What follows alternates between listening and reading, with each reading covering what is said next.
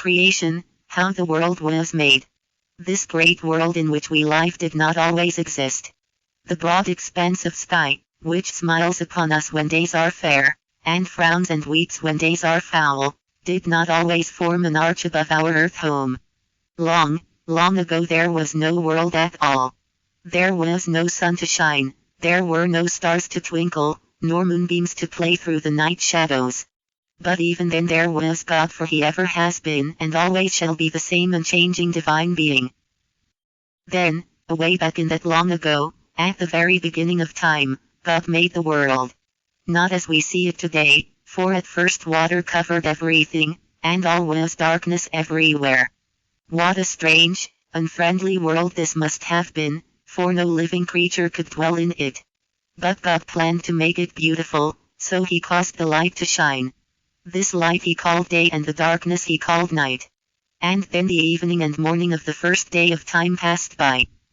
On the second day God made the beautiful blue sky, and placed above the water-covered earth clouds to carry the sky moisture. He called the sky heaven. On the third day he caused the waters to flow together in wide, deep places, and he called them seas. Dry land then rose up, and this he called earth.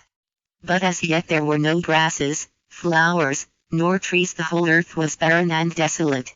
So God caused a carpet of grass to grow upon the bare ground and beautiful flowers to spring up from the earth. The trees and herbs also he made to grow at his will. When God beheld all these things he saw that they were good. On the fourth day appeared the great lights which we see in the sky, the sun, the moon, and the stars. These he made to divide the day from the night. After these things were made, God began to create living creatures. He made fishes of all kinds and sizes to swim about in the seas, and birds of every description to fly about above the water and land, just as we see them doing today. Thus the world continued to become more delightful, and the fifth day of the first week of time passed by. On the sixth day God made all the animals, great and small, and every creeping thing. Then there was life abounding in the woods and on the plains, as well as in the air and in the sea. What a beautiful world! Still what a strange world, for there were no people in it. Not a home anywhere, not a man, woman, nor little child to be seen. What a very strange world indeed! But God had not yet finished his work of creation, for he wished to have people live in the wonderful world he had made. They could enjoy its beauties and take care of it as no other living creature could do.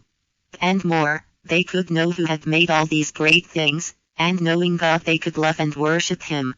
So it was that God made the first man.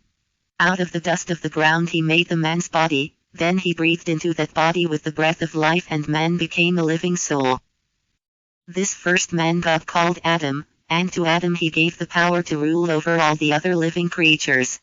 These animals and birds he brought to Adam, and Adam gave each of them a name. But not one of them did Adam find suitable for a helper, and because he needed a helper very much, God made for him a woman. This woman became Adam's wife, and he loved her very much. He called her name Eve.